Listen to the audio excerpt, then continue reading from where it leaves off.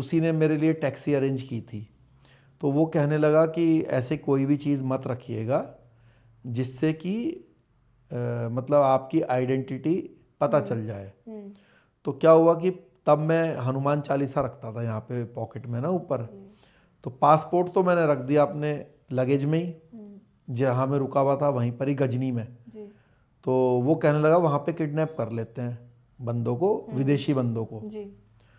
तो अब हनुमान चालीसा लेकर, हनुमान चालीसा भी मैंने उसके कहने पे रख दिया। मतलब अब मैं थोड़ी दूर गया ना, 5-6 किलोमीटर 10 किलोमीटर, मतलब बैठते ही गाड़ी में मेरे को मन में ना एक वो होने लगा, यार तूने अपनी रक्षा करने के लिए इसके कहने पे उनको वहाँ रख दिया जो तेरे असली रक्षक हैं। तो जब असली रक्षक को ही तू साथ में नहीं ले जा रहा है, तो मेरे मन ने कहा ऐसा ठीक नहीं है। मैंने सोचा यार जो रक्षक हैं उन्हीं को तू छोड़ के आ गया, हनुमान चालीसा लगेज में ही रख के आ गया।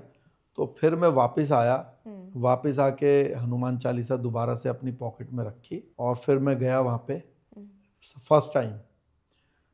फिर जब मैंने अपनी आंखों से देख लिया और मैं संतुष्ट हो गया, कंफर्म हो गया कि हाँ भाई ये मोहम्मद गौरी की कब्र है, ये जो है पृथ्वीराज चौहान जी और चंद्रबरदाई जी की बाहर जो मिट्टी से, जो कच्ची मिट्टी से, मतलब मिट्टी की जो कब्र है वो उनकी है, और अंदर जो पत्थर की है वो शहाबुद्दीन मोहम्मद गौरी की है। फिर मैंने ये प्लानिंग करनी शुरू करी, भाई अभी हम इसकी खुदाई करके कैसे अपना जो हम जिस काम के लिए आए हैं वो कैसे करें। तो उसके लिए मैंने अलग अलग प्लानिंग्स बनाई, तो वो फेल हो गई। जैसे मैंने पहले ये कोशिश करी कि भाई मैं एक बंदे को ले गया अपने साथ ठेकेदार बना के। तो मैंने गांव के जो बड़े थे, लोग थे, उनसे कहा कि मेरी अम्मी ने ख्वाब देखा था तो इसलिए मैं आया था, और मैंने जो फ़ोटो वीडियो यहाँ से ले गया था उनको दिखाया। तो वो उन्होंने कहा कि भाई ये इतने बड़े वो रहे हैं तो इनकी तो देखभाल ठीक से नहीं हो रही, तो मैं इसकी रेनोवेशन कराना चाहता हूँ। तो उन्होंने कहा कि कितने मतलब अफ़गानी खर्च करोगे। तो मैंने कहा 5 लाख अफ़गानी लगा दूंगा मैं। तो कहने लगे ठीक है, हमारे गांव के लड़के काम करेंगे रेनोवेशन के लिए और कोई दिक्कत नहीं है, कर लो। तो मैंने अपने मन में सोचा कि चलो इनके गांव के लड़के अगर काम करेंगे तो बाद में कुछ कमियां इसमें निकाल के और मैं अपने बंदों से काम पे लगा दूंगा और फिर रेनोवेशन के बहाने से पूरा खुदवा दूंगा और ले चलूंगा बस। अब हाँ, तो अब क्या हुआ कि 2 दिन तो वो हुआ, बट उन्होंने फिर बीच में काम रुकवा दिया। तो जिसको मैं ठेकेदार बना के ले गया था वो दिन में आया मेरे पास वापस गजनी। तो मैंने देखा मेरे तभी एकदम जो है ना, मैंने कहा कुछ गड़बड़ होगी उसकी शक्ल देख के, क्योंकि वो शाम को आता था पूरा काम निपटवा के। उसने मुझे बताया कि भाई वो काम उन्होंने रुकवा दिया। जो गांव में 2 पार्टियां थी, मतलब आपस में उनके थोड़ी सी लड़ाई थी आपस में।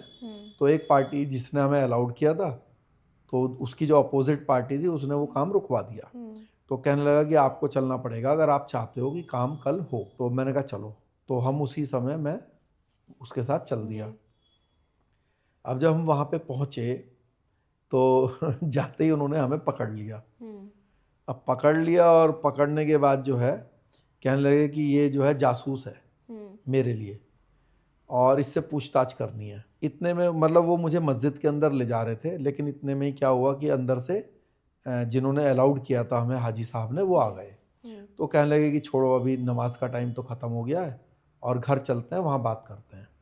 तो वो मुझे अपने घर पे लेकर चल दिए और वो सारे लोग भी हमारे पीछे पीछे चलने लगे। तो जब वहाँ पहुँच गए तो वो आपस में वहाँ पे लड़ाई होने लगी उनकी। वो कहने लगे कि हमें इससे पूछताछ करनी है और वो शायद मना कर रहे थे। तो उन्होंने हमें एक हॉल के अंदर जो है बैठा रखा था। तो मैंने उससे पूछा, जो मेरे साथ था वो, मैंने उससे पूछा भाई क्या बात हो गई, ये जो है लड़ाई में मतलब क्या हो रही है इतनी देर से, बहुत चीखने चिल्लाने की आवाज़ें आ रही थी। तो वो कहने लगे कि भाई कोई भी अगर ऐसी चीज़ है ना जिससे पता चलता हो कि तू इंडियन है तो वो बाहर खिड़की से फेंक दे, क्योंकि ये पूछताछ करने के लिए बोल रहे हैं और अभी पूछताछ करेंगे शायद ये। तो अब मेरी जेब में हनुमान चालीसा थी, अब मैंने सोचा यार, वो कहने लगा कि इसको फेंक दे। मैंने कहा देख भाई यही हैं बचाने वाले हनुमान जी, इनको कैसे फेंक सकता हूँ।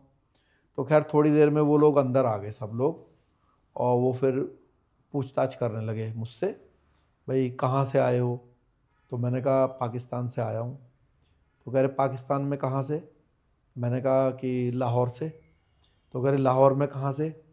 तो अब मुझे तो पता नहीं था कुछ लाहौर के बारे में, मैं तो गया नहीं था आज तक। भगवान जब रक्षा करता है तो जवाब भी सुझाव देता है। तो मेरे दिमाग में आया कि भाई पुराना शहर है लाहौर, तो हर पुराने शहर में नॉर्थ इंडिया के जितने भी पुराने शहर हैं वहाँ पे हमेशा आपको सर्राफा बाज़ार मिलेगा। जैसे दिल्ली में भी सर्राफा बाज़ार इंदौर है। में भी है। हाँ, तो मैंने कहा कि सर्राफा बाज़ार के पास है मेरा घर। तो कहने लगे कि किले के पास। उन्होंने खुद ही बोला किले के पास। तो मैंने कहा हाँ वहीं है। तो शायद किले के पास ही होगा सर्राफा बाज़ार। इतने में उनमें से एक उठा और कहने लगा कि चलो बॉडी सर्च करनी है। तो बॉडी सर्च के लिए मैंने कहा अब तो गया तू। अब वो तो बॉडी सर्च करता तो हनुमान चालीसा ऊपर ही रखी थी।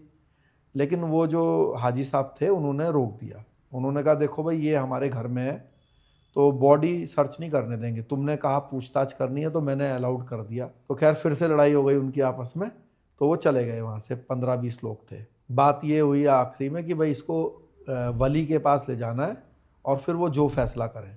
वली मतलब कि जैसे हमारे यहाँ डीसी होता है जी। Deputy collector. तो अगले दिन मुझे वहाँ ले गए, उसने पूछताछ करी, फिर उसने पासपोर्ट और ये सब के बारे में पूछा। खैर मैंने उसको भी जो भी जवाब दिए। फिर उसने कहा कि चलो जाओ और अगर इसको कराना है रेनोवेशन तो पैसे हमारे पास जमा करो, हम सरकारी रूप में इसको कर देंगे। अच्छा। तो मैं वहाँ से आ गया। तो अब ये प्लानिंग फेल हो गई मेरी। अच्छा, उसने फिर उस दिन तो मुझे छोड़ दिया, बट अगले दिन सभी लोगों को ये बता दिया भाई ये जासूस है और इसको अगली बार आए तो इसको पकड़ लेना है, नहीं जाने देना। तो ये जब मैं एक वहीं के दूसरे प्लानिंग के लिए एक बंदे से मिला तो उसने मुझे ये बात बताई कि भाई अब आप इस एरिया में कभी मत आना, आपके लिए ऐसा ऐसा कहा गया है कि आपको पकड़ लेना है, लेकिन हम आपको इसलिए छोड़ रहे हैं क्योंकि अगर हम आपको पकड़ के ले जाएंगे वहाँ पे तो फिर जो हमारे अपोजिट लोग हैं वो कहेंगे कि भाई हम तो पहले ही कह रहे थे, तुमने ही अलाउड किया था इसको, तो इसलिए अब मत आना कभी। तो मैंने कहा कि चलो, फिर भी मैं बाज नहीं आया क्योंकि मुझे तो करना था अपना काम। फिर मैंने एक तीसरा रास्ता अपनाया कि भाई चलो अब मैं जो हूँ ना गांव के एक बंदे को सेट करता हूँ। उसने मुझे फिर पकड़वा दिया गजनी के अंदर। उस दिन तो पूरे ये जो 3 महीने का ड्यूरेशन में वहाँ रहा, इसमें सबसे खतरनाक दिन और मतलब मेरे लिए सबसे ख़राब दिन था वो। तो उन्होंने मुझे